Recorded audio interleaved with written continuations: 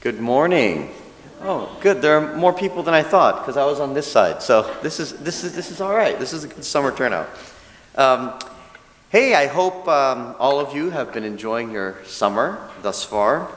I know many of us, as you can see, many of us take advantage of the summer months to take some time off from our busy schedules and to perhaps maybe vacation and travel with the family a little bit.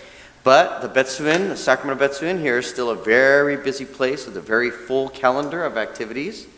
And I'm sure, as many of you have noticed, we've been working hard to set up everything at the temple for our upcoming bazaar, right? Which is going to be on the weekend of August 8th and 9th.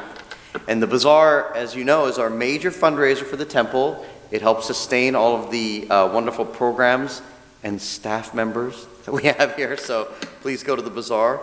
And also, we require a lot of help with the construction and even working in the day. So we really appreciate everybody pitching in and lending a hand for this wonderful event. And remember, as important as helping at the bazaar is, don't forget to come join us the Monday after bazaar to help celebrate Reverend Bob's Bazaar Cleanup Birthday Extravaganza. Right? Reverend Bob's birthday falls on that Monday, so he's inviting all of you to his birthday. Anyway, it'll be good. It'll be fun. But that's not what I look forward to the most in the summer. As fun as bazaar is fun. It's a lot of work. But the other thing I look forward to every summer is our summer Junior YBA Disneyland trip. And for those of you that don't know, I'm the advisor to our Junior YBA group. Junior YBA stands for the Young Buddhist Association. So it is a group at our temple made up of, high school age kids that come together here to learn more about Buddhism, but to have fun. And they're probably here more to have fun. And this Disneyland trip, I'm sure, contributes to that fun. It's our annual end-of-the-year Disneyland trip. And planning a trip like this takes a lot of work, right? A lot of organization. Even choosing the date of the trip, that's not a random, simple thing. We got to consider all of the many events going on at the temple. We have to think about when everybody gets out of school. We have different school districts, right? People get out of school at different times. And of course, each of the kids have their own family vacations. And me, every year I try to plan the perfect trip. So I'm a little bit obsessive compulsive over this. So I even checked this thing called the crowd index. Have you heard of this at all for Disneyland parent? Yeah, they're like, we just go and we can go. There's a thing online you can look at. It's called a crowd index calculator. It forecasts how busy they think Disneyland's going to be on certain days of the year. So I am hardcore. I even check that thing and I try to pick the best possible day. So as you can see, we kind of got this system down, and it's become a personal challenge to me to plan the perfect Disneyland experience. You check the crowds, you check the weather, find a good deal on the hotel, order the group passes, the whole shebang, right? And then there's the actual day you get to the park, okay? Even when you get to the park, there's a strategy there too. I don't know if you guys know this, because maybe, who's been to Disneyland recently? Here. Elliot. We only got 3 hands raised. Okay, so let me break it down to you, okay? Now, everybody has these smartphones now, right? These little iPhones and Android phones. There is actually an app on the phone that tells you how long the wait is at each of these rides. Can you believe that? So whether it's, everybody knows it's a small world, right? You go on the boats, you click on the app and it'll say, it's a small world, 15 minutes. Amazing, right? So there's a strategy there too. I know I'm taking this a little too far, a little too much a Disneyland strategy, but in the summertime it's really busy, so you have to strategize. And you can get this thing called a fast pass. And it doesn't make sense now. You can go to a ride, for example, Big Thunder Railroad, okay? Big Thunder, that train ride. You can go and you can get what's called a fast pass. So let's say right now it's 9:45. If I go to Big Thunder right now, I get a fast pass, and this ticket tells me I can come back and line up in the fast pass line between 1 p.m. and 2 p.m. at a later time. The objective is to redirect traffic at Disneyland so the lines don't get too long and it can spread people out. So the point is you go to Big Thunder, you get your fast pass, and you say, oh, what time do I come back? 1 p.m., okay. Then I get my phone, and I go, what's the shortest line now? So you go wait in all the short lines until it's 1 p.m., oh, time to go to Big Thunder, and then you run over there and go to Big Thunder. Okay, so that's how far we plan to make this trip worthwhile and to get every last minute. Because, Disneyland is expensive now, huh? So you got to get your money's worth. You got to squeeze out every, okay. But no matter how well you plan, no matter how much you try to map out your day, things always change, don't they?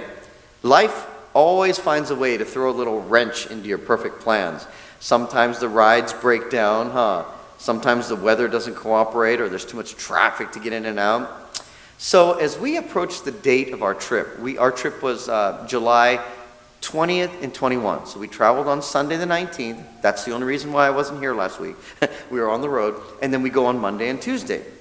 And as I was looking at the weather forecast for Anaheim, it kept saying 69% chance of rain on Monday. Oh, we're in a drought. Why is it raining now? Usually. So we're planning this whole trip. We're looking forward to it. We planned this trip 6 months ahead, and rain, rain, rain. We got there on Sunday. Sure enough, by late afternoon, it was coming down. It was coming down. So we're like, oh. However, when we woke up on Monday to go to the park, as luck would have it, the skies were clear. We were so lucky. So lucky. And we packed our ponchos. And that's why it didn't rain, by the way, because I had my poncho. If I forgot my poncho, it would have rained for sure. So anyway, it was so lucky that it didn't rain that day. But it was very hot, and it was very humid because of the whole raining thing yesterday. So it was a night, it was really hot, really humid. So we were out there all day Monday, and but all things were not perfect at the happiest place on earth. One of our kids that Monday, he complained. He said he had a stomach ache. And these are all high school kids in their prime. They all play basketball. They're all healthy.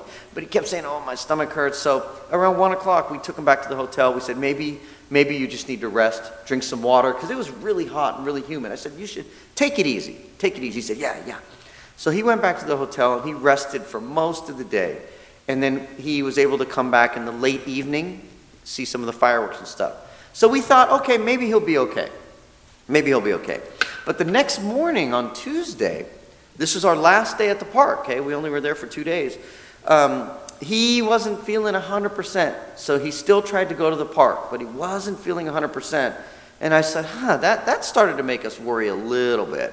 But I said, well, let's just see how it goes. And we have a parent assigned to each of the kids, and another parent was his chaperone. So I said, well, she'll keep an eye on him, because she's a nurse. So she's in good hands. So sure enough, though, he had to come back again that afternoon. And so I came back to the hotel as well to check on him. And I says, hey, are you feeling okay? And he's like, not really. So luckily, do you guys all know Sensei Kelvin here, right? Everybody knows Sensei Kelvin. I know. I'm pointing, and there's nobody there. Grace is there. Yeah, I'm not Kelvin. Kelvin usually sits on that side. I always point that way. Anyway, Kelvin's a doctor, thankfully. So I called Kelvin, but he didn't answer. Luckily, his wife is a doctor too. So we had an easy backup. So anyway, luckily, Dr. Cheryl picked up. And I said, Cheryl, can you please do a little phone diagnostic for me?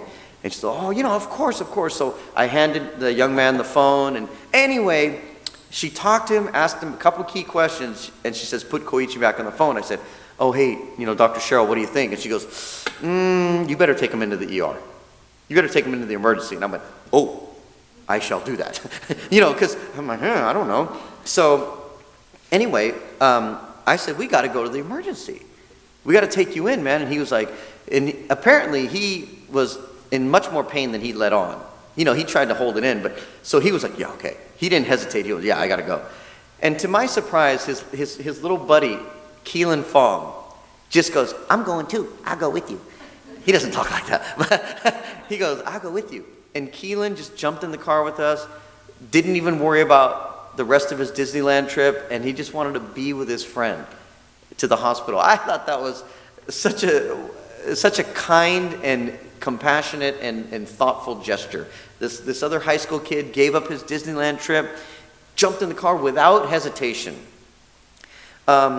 little did he know that we weren't just going to go for a simple hospital visit, but we were going to find out that he needed an appendectomy.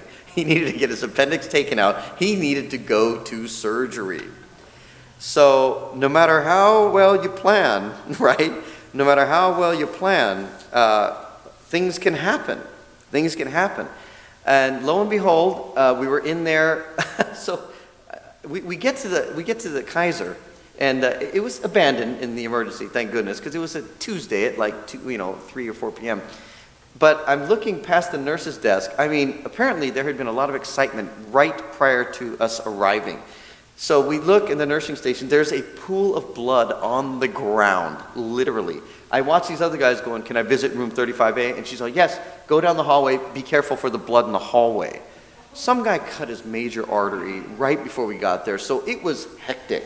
So I'm trying to make sure my kid gets good care, because it seems like not as much of an emergency as this. But I'm all, hi, how's everybody doing? Had a busy day, didn't you? You try to get on their good side. But anyway, despite all that, he got wonderful care, and the doctor said, you're going to have surgery tonight. So he was nervous. But it worked out. His mom was able to get a flight out of Sacramento. She flew down. She arrived right as he was coming out of the hospital. And when I stop and think about this story, I stop and think about it, and I said, at first we thought, oh my gosh, we're in the hospital during our Disneyland trip, woo, woo, woo. But truth be told, how lucky were we? How lucky were we? You know how serious the appendix is, right? When that explodes in your body, it releases toxins into your bloodstream. It could be potentially fatal. It's very dangerous.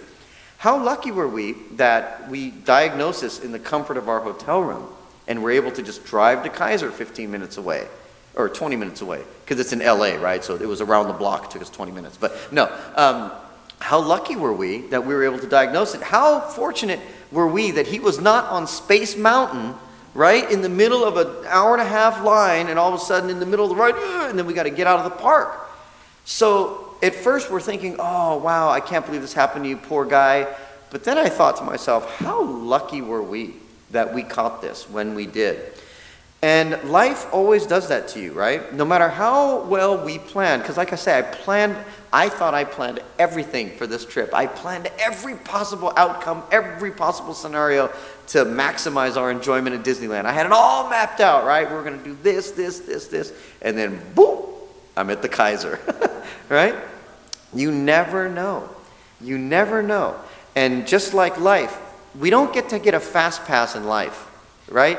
You don't get to get a special ticket in life that guarantees you something in the future.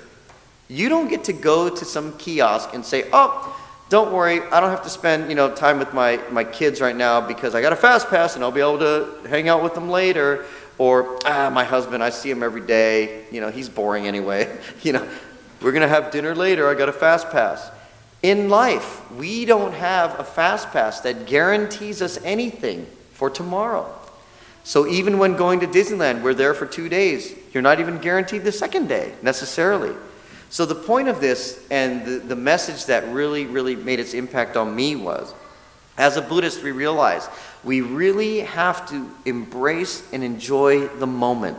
And that's what it means, because even a trip like this that was perfectly planned out and I had a full itinerary, you could even read what you were going to do the next day.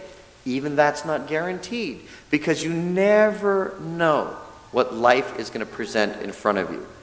So with that, that's what it means to live in the moment and live in the now. So be careful to not look too far into the future and sacrifice what is right in front of you now. And don't put too many things off for later, because later may not always be here for any of us. Make sure we live in the now and enjoy the moment, for this moment will never be the same again. Please join me in Gassho. Having a plan is a good thing, and being prepared is wise.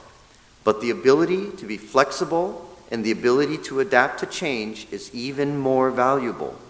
No matter how much we plan for the future, we must not forget to enjoy and embrace the present.